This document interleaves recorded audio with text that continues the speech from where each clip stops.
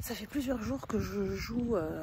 fréquemment et avec des partenaires de jeux différents, et j'étais curieuse de savoir si vous, selon les partenaires avec qui vous jouiez, ça avait une influence ou pas. Moi je vais y réfléchir et je vous fais un petit résumé de tout ça très très vite. À bientôt. Bonjour, alors en début de semaine je vous disais justement que j'avais beaucoup joué avec différents partenaires. Et c'est vrai que ça a une influence claire sur l'environnement du coup et notre jeu. Je pourrais faire un post immensément long là-dessus, donc du coup je vais faire en plusieurs morceaux.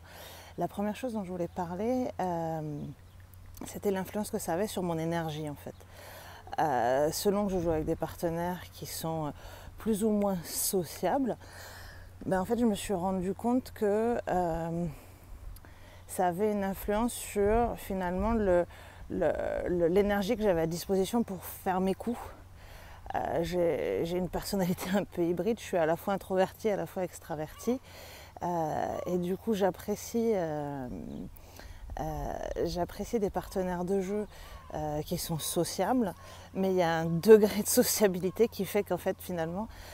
mes partenaires de jeu finalement me coûtent plus d'énergie que ce qu'ils m'en apportent. Donc pour moi, c'est ce juste milieu entre rester 100% dans ma bulle et être complètement à l'extérieur et avoir beaucoup de grandes conversations et de grands échanges. Et c'est ça qui est assez intéressant de voir, c'est du coup comment en fait j'arrive à gérer le degré d'interaction pour me permettre à la fois de me nourrir, c'est-à-dire d'avoir cet échange humain et du coup de trouver du plaisir, de l'énergie et de la joie d'en partager mon sport, mais aussi avoir des moments d'introspection où je suis capable de me dédier à mon coup, d'être concentrée, d'être attentive et d'avoir l'impression que j'étais à 100% présente dans ce que j'étais en train de faire. Donc voilà, donc c'est surfer cette vague pour moi qui suis à la fois introvertie et à la fois extravertie, de pouvoir faire cet échange qui me nourrit tout en étant présente pour mon coup et avoir l'impression d'être dédiée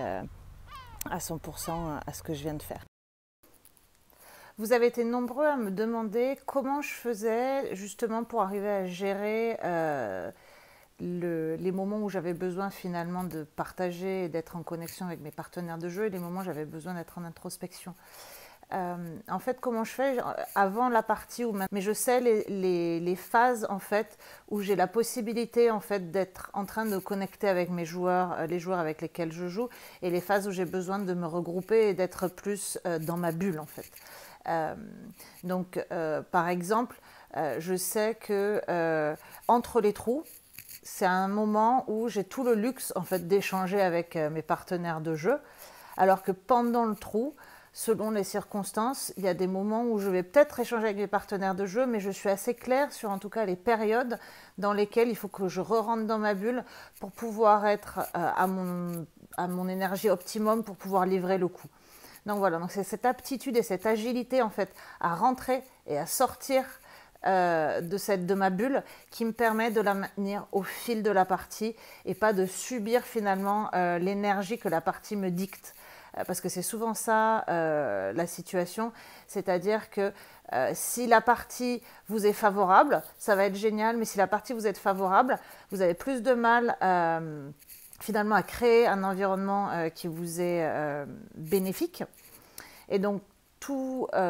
l'objectif du travail, c'est vraiment de devenir agile et de vous-même être capable d'avoir cette agilité, de savoir quand est-ce que vous avez besoin d'être dans votre bulle, quand est-ce que vous pouvez en sortir. Parce qu'être trop dans sa bulle, à un moment donné, ça use, comme être trop à l'extérieur, ça use aussi si vous avez le même type de personnalité que moi, c'est-à-dire à la fois introverti et à la fois extraverti.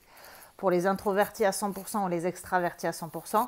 eux, ils n'ont pas besoin en fait de faire cette adaptation-là. Ils peuvent rester sur leur mode de fonctionnement de manière constante, c'est-à-dire les extravertis aller charger leur batterie vers l'extérieur et les introvertis rester dans leur bulle pour justement se nourrir de l'intérieur et pouvoir être à une performance optimale.